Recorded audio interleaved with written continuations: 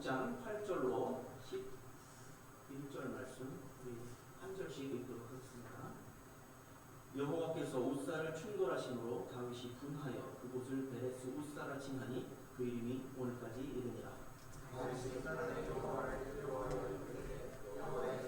내게로 오리려 하고 여호와의 궤를 옮겨 다윗성 자기에게로 메어가기를 즐겨하지 아니하고 치우쳐 가드 사람 오베데돔의 집으로 메어간지라. 여호와의 궤가 가드 사람 오베데돔의 집에 섰다를 있었는데 여호와께서 오베데돔과 그의 집에 복을 주시니라. 아멘.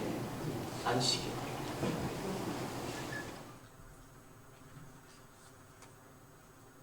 한 동네에 조그마한 동네에 아주 예쁜 처녀가 살고 있었어요. 모든 남자들이 다 그 아가씨와 데이트를 하고 싶어가지고 이렇게 대시도 하고 그러지만 아무한테도 그 데이트 신청을 받아주지 않는 거예요.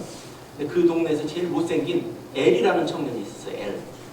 그래서 엘이라는 청년이 나도 한번 해봐야 되겠다. 가서 이제 문을 똑똑똑 두드리면서 제니퍼 안에 있어? 그러면서 나와 함께 댄스 파티에 가지 않을래? 크리스마스 때였기 때문에 파티가 있었거든요. 그래서 나하고 함께 크리스마스 파티에 가지 않을래? 그랬더니 그 여자가 문을 탁 열면서 하는 말이 뭐였을까요? 오늘 부른 찬양이 있는데 노에 노 이런 하이 코미디를 모르고 영어를 쓰는 사람이니까 yes, no를 했겠죠. 그러니까 노엘. 자, 웨스트민스터 소요리 문답 1번에 보면 이런 말이 나옵니다. 사람의 제일 되는 목적은 무엇입니까? 사람의 제일 되는 목적은 하나님을 영화롭게 하며 그를 영원토록 즐거워하는 것입니다. 우리의 삶의 목적은 하나님을 기쁘시게 하는 것이 아니고 하나님을 기뻐하는 것이다 라고 이렇게 되어 있어요. 아이들이 집에서 엄마 아빠가 돌아오기를 기다리고 있습니다. 엄마 아빠가 문을 열고 탁 들어오면 아이들이 기뻐서 막 그 품 안으로 달려오죠. 그런 기억들이 있으시죠? 어렸을 때 아이들이 그냥 너무 기뻐가지고 그 아이들의 그때 삶의 그 기쁨이나 목적은 뭐였을까요? 엄마 아빠를 기쁘시게 하고 싶어서 그랬을까요? 아니죠. 엄마 아빠가 그들의 기쁨이기 때문에 엄마 아빠가 집에 들어왔을 때 그렇게 안기는 거예요. 그 존재 자체가 기쁨이었던 거예요. 기쁘시게 하려는 것에 우리의 삶의 목적을 둔다면 그 삶은 너무 고통스럽고 억지스럽고 두려울 거예요. 왜냐하면 우리의 행실이 그것에 못 미친다면 점점 부담으로 다가올 게 뻔하거든요. 하나님을 사랑하면, 기뻐하면 달라지는 게 무엇이 있을까요? 성공의 가치를 둔 사람은요, 성공하기 전까지는 자신을 가치 있다고 여기지 않을 거예요.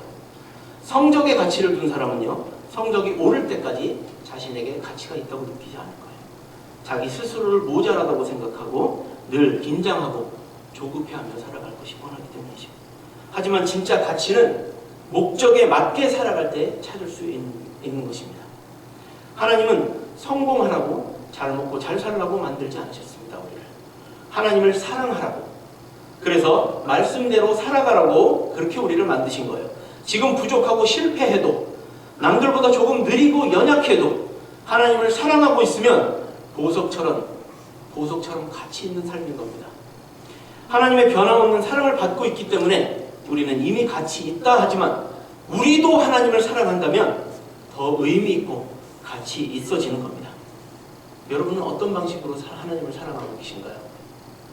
일주일에 한 번 예배에 참석하는 것만으로도 충분하다고 생각하시나요? 하나님을 예배하는 이유는 도대체 무엇인가요? 하나님을 기쁘시게 하기 위해서인가요? 아니면 하나님을 기뻐해서인가요? 여러분 기도는 어떤 식으로 하고 계신가요? 그것도 부담인가요? 안 하면 안 될 것 같아서 억지로 시간 내서 사업장과 가족들과 교회를 위해서 그저 투두 리스트처럼 꼭 해야만 나한테 무슨 일이 안 일어날 것 같아서 그래서 하시는 건가요? 찬양은요? 하나님을 찬양할 때 마음속에서 기쁨이 넘쳐나시나요? 예배 순서에 있으니까 그냥 따라 부르는 그런 찬양이 아니라 나의 신앙 고백이고 나의 기도가 되는 그 찬양을 하나님을 생각하면서 진정으로 올려드리고 있다는 말씀이에요. 교회에 나오는 것이 기쁘고 즐거우신가요? 참 안타까운 일이 아닐 수 없네요. 예배가 너무도 형식적이고 가식적이 되어버렸죠. 올해입니다. 요즘 많은 사회의 이슈들 중에 교회에 관련되고 목사에 관련된 일들이 너무나 많아요. 이미 교회는 빛과 소금으로서의 역할을 감당하는 데에서 너무도 멀리 떨어져 있음에 분명합니다. 그냥 자기들끼리만 좋아서 드리는 예배가 되어버렸어요. 의로움도 없고 순수함도 없고 그냥 그런 것들을 다 잃어버린 채 교회를 무슨 친교 모임이나 사업의 연장선으로 만들어버리는 거예요. 여러분, 교회에서는 구원의 복음으로 회복과 소망이 계속적으로 만들어져야 되는 곳이에요. 무거운 마음으로 왔을지라도 하나님께 예배함으로 그 마음이 변화되고 가볍고 기쁜 마음으로 세상에 나아가야 되는 거예요. 만약 오늘 우리가 드리는 이 예배가 마지막이 될 거라는 사실을 안다면 정성을 다해서 예배해야 되지 않겠습니까? 목청이 터져라 찬양하고 기도해야 되지 않겠는 말씀이에요. 여러분들에게 정녕 내일이 있다고 믿으시는 겁니까? 한 치 앞도 내다볼 수 없는 우리가 어떻게 내일을 알 수 있겠어요?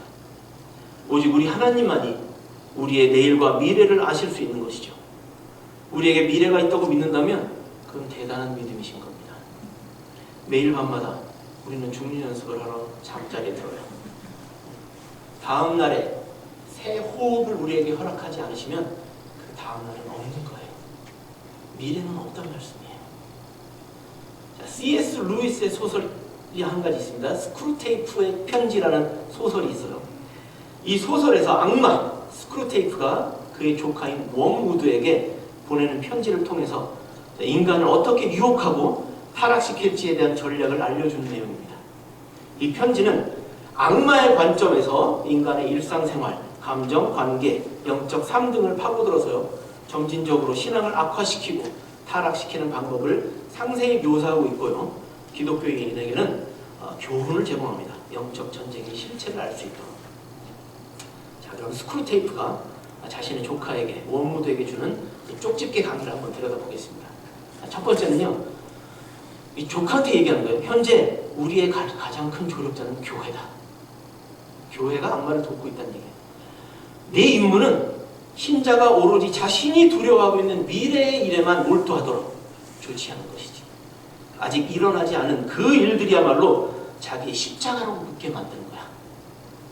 집회, 성리, 강령, 대의명분, 개혁운동 따위를 기도나 사랑보다 더 중요시하는 인간은 우리 밥이나 다릅니다. 종교적이 되면 더 좋지. 이건 그저 하나의 단계일 뿐이야. 나도 다 거쳐왔지. 라는 식의 교묘하고도 아리송한 표현들을 잘 사용하도록 하고, 성장기라는 복된 단어도 읽지 말고 써먹도록 해라. 수치심, 자존심, 예절, 허영 같은 것들만 잘 건들면 식은 죽 먹기처럼 쉬운 일이야. 경사도 완만하고 걷기도 쉬운 데다가 갈래길도 없고 이정표도 표지판도 없는 지옥행 그 길이 인생의 가장 안전한 길이라고 느끼게 만들어라. 그리고 오늘 제가 가장 하고 싶은 핵심을 찌르는 스크루테이프의 조언 한마디는요, 신자 한 사람 한 사람에게 다가가서 그들에게 네가 조력자가 돼서 일을 계획하게 하고 확신을 주어. 그리고 할 수 있다라고 해. 그리고 그들의 귀에 이렇게 속삭이는 거야. 내일 해도 돼. 오늘 생각하는 내일이 그들에게는 또다시 오늘이 될 것이고, 그러면 그들에게 내일은 절대 오지 않아. 여러분, 우리의 영적 전쟁은요, 우리가 생각하는 것만큼 쉬운 일이 아닙니다. 우리에게 내일을 주시지 않으시면 우리는 여기서 끝나는 거라고요. 여기서. 우리에게 참으로 사랑하는 대상이 있고 그 대상을 위해서 우리의 모든 삶을 들여서 살아갈 수 있다면 우리의 내일은 우리 앞에 소망으로 다가올 수 있는 것이에요. 소망 없던 우리 삶에 참 소망이 되시기 위해서 이 땅에 강림하시고 우리에게 본을 보이며 사시다가 우리의 죄를 대신 짊어지시고 죽으시고 부활하셔서 믿는 자들에게 산 소망이 되신 예수님, 이 예수님 없이 잘 살아갈 수 있을까요? 예수님만이 우리의 참 믿음의 대상이고 예배해야 하는 분이십니다. 우리를 예배하지 못하게 하고 영적으로 성장하지 못하게 하는 장애물이 있다면 우리의 인생에서 그것을 하나씩 제거해 나가야 되는 거예요. 우리를 불편하게 만들지 않는다고 그것이 다 좋은 건 아니죠. 때로는 그 편안함이 우리를 하나님께 가까이 나아가지 못하게 하니까요. 지난주에도 말씀드렸지만 불편함과 불쾌한 감정은 늘 우리를 따라다니니까요. 참 그리스도인이라면 말이죠. 그래야 큰 기쁨을 누릴 수 있다고 지난주에 말씀드렸습니다. 교회의 가치는 건물이나 구성원 같은 외적 조건보다 우리 가운데 계시는 하나님 때문에 그 가치가 있는 것입니다. 그러므로 참된 교회의 영광은 하나님의 임재가 우리 가운데 있는가에 달려있는 것이에요. 자, 이스라엘이 법궤를 빼앗겨서 블레셋 사람들에게 빼앗겼다가 돌려받은 적이 있습니다. 이 법궤가 20년 동안 아비나답의 집에 방치되어 있었습니다. 그 20년 동안 이스라엘은 영적 암흑기의 시대를 지내오다가 마침내 다윗이 왕위를 계승하면서 그 법궤를 다시 예루살렘으로 옮겨지게 하는 그런 일이 있었던 거예요. 그런데 그 과정에서 아비나답의 아들인 우사가 죽게 되는 일이 벌어졌어요. 나귀로 수레에다 싣고 가다가 떨어지는 것을 잡으려고 하다가 우사가 죽어버린 거예요. 자, 이토록 좋은 일이 그동안 방치해뒀던 그 법궤가 예루살렘으로 다시 가려고 하는 그 경사스러운 날에 왜 하나님은 우사를 죽이셨을까요?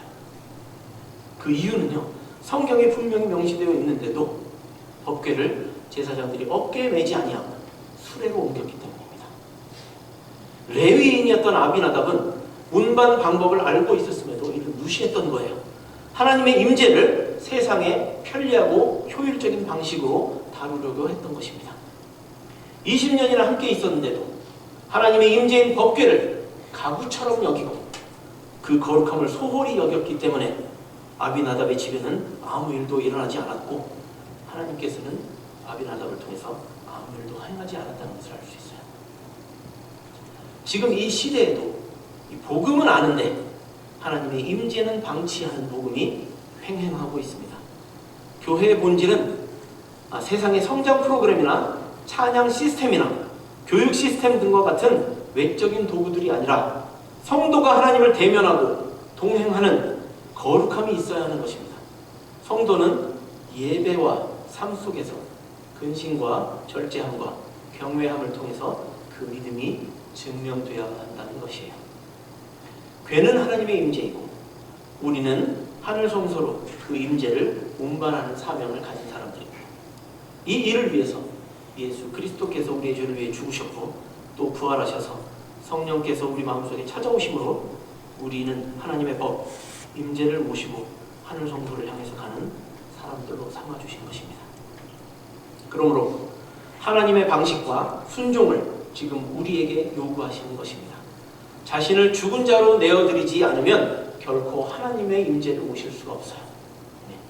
지금은 괜찮을지 모르나 이 죄악된 길을 계속해서 걷는다면 어느 시점에는 하나님께서 문제 삼으신다는 것입니다. 길을 바꾸지 않고 말씀을 주의하지 않은 채 우리는 계속 이 길을 걸어갈 수 없다는 것을 기억해야 합니다. 여러분, 모든 악의 근원이 어디서 나온다고 말씀드렸죠? 교만에서 나오는 거예요. 우리가 교만하기 때문에 하나님을 예배하지 못하고요. 우리가 교만하지 못하게 하나님 앞에 무릎 꿇지 못하는 거예요. 우리가 교만하지 못하기 때문에 하나님을 내 주인으로 내주고 살지 못하는 거예요. 그 교만 때문에 내가 인생의 주인이 되어서 내가 나타나게 되는 것이에요.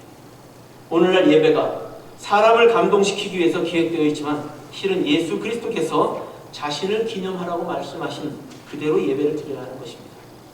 왜냐하면 예배를 받는 대상이 내가 아니라 하나님이시기 때문에 그렇습니다. 우사의 죽음 이후 법궤는 오벳에돔의 집으로 옮겨지게 되는데요. 아비나답의 집에서 20년간 궤를 보관하면서도 그들에게는 아무 일도 일어나지 않았던 거예요. 우사의 일은 갑자기 일어난 것이 아니라 익숙함에서 비롯된 무감각의 결과였습니다. 가구처럼 여겼거든요. 하나님의 임재가 아니라 그래서 그냥 편한 방법으로 옮기려고 했던 거예요. 레위 사람이었음에도 불구하고. 그러나 단지 3개월 동안 하나님의 궤는 오벳에돔의 집에 머물었지만 하나님은 하나님의 임재를 바르게 대한 오벳에돔의 집에 축복을 내주셨어요. 20년 동안 아무 일도 행하지 않으셨던 그 하나님께서 3개월 동안 오벳에돔의 집에 머무시면서 그 가정을 축복하셨다는 말씀이에요. 아비나답의 자식들은 죽었어요. 오베데돔의 집은 즉각적인 복과 70여 명의 후손들이 하나님의 성전에 영광스러운 직임을 얻게 되었고요. 그렇다고 역대상에서 말하고 있어요. 얼마나 축복스러운 일입니까? 3개월이에요. 3개월. 여러분, 우리 신앙생활이 얼마나 됐을까요? 제가 되돌아 보니까 저도 한 30년 넘었더라고요. 30년 동안 하나님을 섬긴다고 내가 하나님의 임재 앞에 나와서 하나님께 예배한다고 했지만 나의 삶을 통해서 하나님이 아무 일도 행하지 않으셨다고 생각을 해보세요. 얼마나 안타까운 일인가요? 네, 여러분들이 지금 이 순간 하나님의 임재와 함께 하시며 예배할 때마다 하나님을 바라보고 찬양할 때마다 우리의 가슴이 터져나오는 그 기쁨으로 말미암아 하나님을 찬양하게 된다면 짧은 시간 동안 여러분이 하나님을 찬양하고 예배할지라도 여러분들의 가정과 여러분들의 개인 생활에는 하나님의 축복이 넘쳐나는 것이에요. 정말 다른 일입니다. 우리가 10년, 20년, 30년 교회에 나왔다고 다 복을 받는 게 아니에요. 경건은 하나님께 대한 열심이나 하나님을 도와드리는 것이 아닙니다. 하나님이 정하신 방법에 먼저 순종하는 것이에요. 거룩은 하나님의 임재이기 때문에 순종 없는 열심은 결국 거룩을 침범하게 되는 것입니다. 그러므로 하나님의 임재는 경외하는 자에게는 놀라운 복이 되지만 소홀히 여기는 자에게는 심판이 된다는 말씀입니다. 오늘 예배가 마지막이라고 생각해 보세요. 내일 아침에 내 숨이 붙어 있을지 하나님 앞에 지금 숨 쉬고 있는 게 기쁘지 않으세요? 내일 아침에 숨이 없다고 생각을 해보세요. 아무것도 할 수 없는 거예요. 교회가 예루살렘 성소에 있지 못하고 방치되었을 때는 거짓 왕이 통치했을 때입니다. 그러나 교회가 성소에 있어야만 나라가 완성되고 예배와 성도의 교제에서 하나님의 임재를 바르게 경험할 수 있는 것입니다. 이렇게 하나님의 임재를 바르게 대할 때 교회는 영광과 능력을 회복하고 교회다워지는 것입니다. 이스라엘 백성의 곁을 늘 지켜주며 인도하시겠다고 주셨던 이 언약궤, 지금 우리의 신앙생활에서 하나님의 완전한 언약과 사랑의 증표로 내어진 그 아들 예수 그리스도께서 우리의 언약궤가 되셔서 우리의 신앙이 경건하여지고 거룩해질 수 있도록 하는 것입니다. 여러분, 예수님을 가구짝처럼 매일매일의 삶 속에서 버려두시고 사시지는 않으신가요? 아무 일도 일어나지 않을 거예요.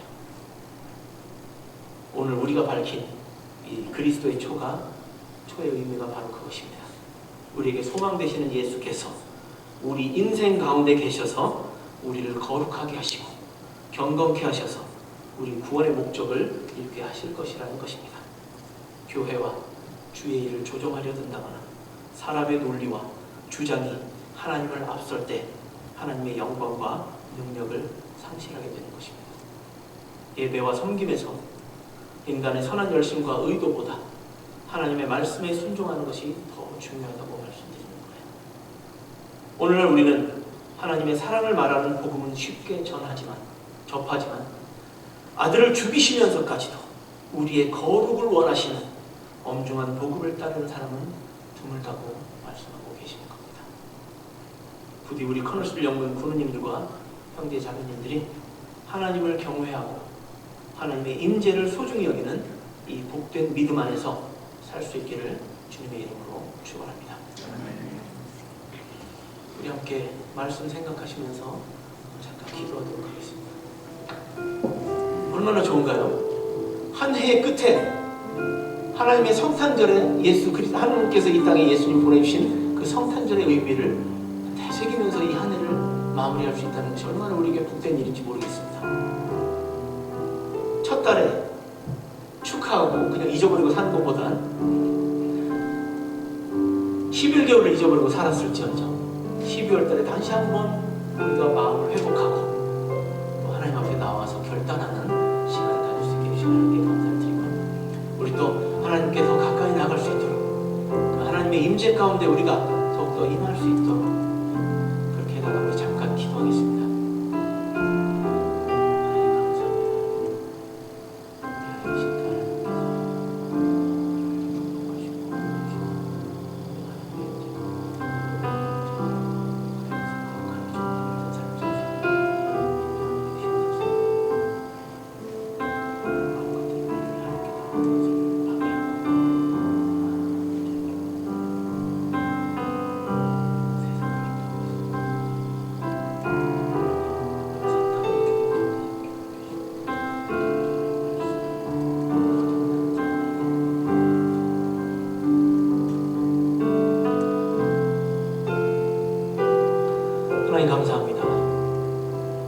말씀 주신 분으로 인하여 감사를 드립니다.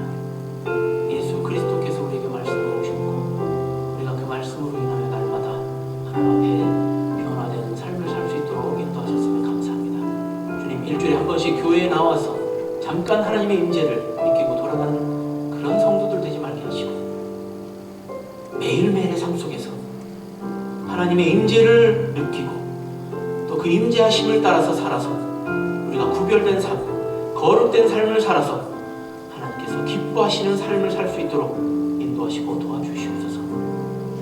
이 한 달 동안 우리가 예수 그리스도의 탄생의 이유와 목적을 우리들이 함께 나눴습니다. 하나님, 우리의 삶의 목적이 무엇인가 다시 한번 되새길 수 있는 시간들 되게 도와주시고 새로 맞이하는 한 해에는 그저 왔다 그저 가는 성도들 되지 않게 해주시고 우리 와서 더욱더 하나님을 찬양하고 하나님 앞에 무릎 꿇고 기도함으로 하나님의 마음을 더욱더 알아가고 예수 그리스도의 삶을 따라 살 수 있는 그런 저희들 될 수 있도록 인도하여 주시옵소서. 하나님께서 우리에게 좋은 소식들을 알려주시고 또 우리 안에 기쁨이 있게 하여 주신 것을 감사를 드립니다.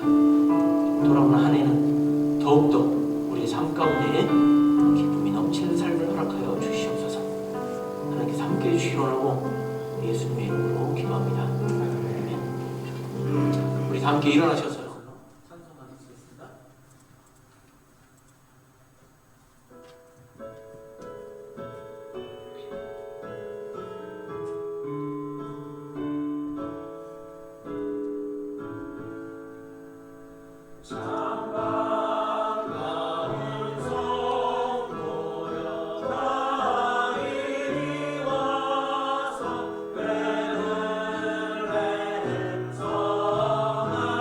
내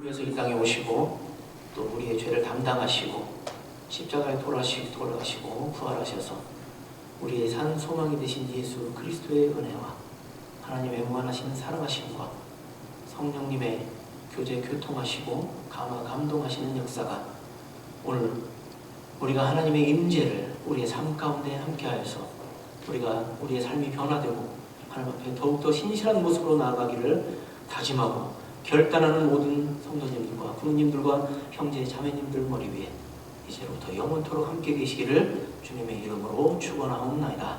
아멘.